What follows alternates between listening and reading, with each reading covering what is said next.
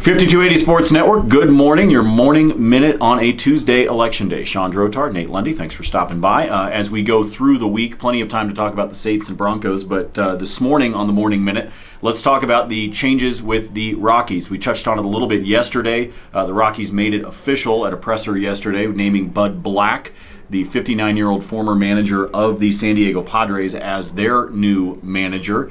Shawn, your initial thoughts on the choice of Bud Black. We'll get to some of the other layers first, but what about Bud Black as a choice? I think it's a fine choice. I'm not sure if it's a particularly inspired choice, but for the Colorado Rockies, it might as well be a thunderbolt from out of the blue, because this is a franchise that doesn't like to go outside of its own walls. Bud Black, of course, formerly of the Padres, as Nate mentioned, now coming back in to manage the Rockies. But the peculiar thing about it, and I mentioned this during yesterday's Morning Minute, is the fact that Bud Black is, and I compared him to Wade Phillips. He's an okay manager. He's an outstanding pitching coach. So the Rockies hope that he can work some of that magic there.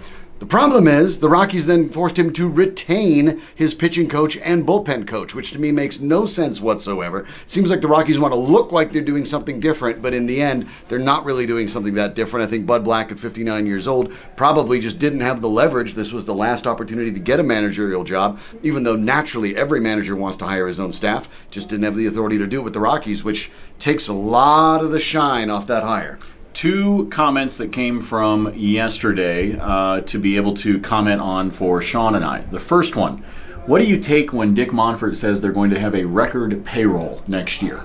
Oh, it probably will go up. I don't think it's going to do some massive leap, but it's probably going to go up, here and there, a couple $1 million. So record as in... the most it's ever been. Right, but not anything that's going to break the bank, not anything that's going to surprise anybody, not this suddenly a 8-figure deal being thrown around for a free agent pitcher. No way.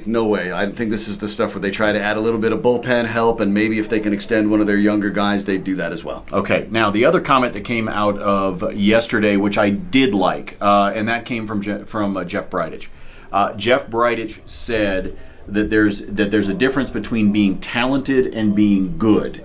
And he said it's time for this team to be good. I liked that recognition, this idea that there is talent on the roster. Now you have to find a way to make it better. I think there's some similarities to things that we have talked about with the Colorado Avalanche with that statement, that there's a lot of talent. Now you have to find a way to be good. I found that comment really interesting from Bridich. That's enlightening, and that's what you want to hear. The catch is that it's blunted by the idea that you bring in a guy like Bud Black and you don't allow him to bring in his own coaching staff. That's very, very peculiar. So the Rockies, they're saying the right things. It appears they're doing the right things, but when you scratch just below the surface there's still some of the things that make you concerned about what the Rockies are actually doing and their actual commitment to change. We'll see. Maybe Bud Black makes those assistants better coaches, but if he doesn't and he was forced to retain them, then the Rockies maybe didn't take as big a step as even they think they're taking. It is a Tuesday, Election Day. Get out and vote. Shawn and I are not here to tell you who to vote for. We're simply here to tell you to make sure you participate in the process. That's the most important thing.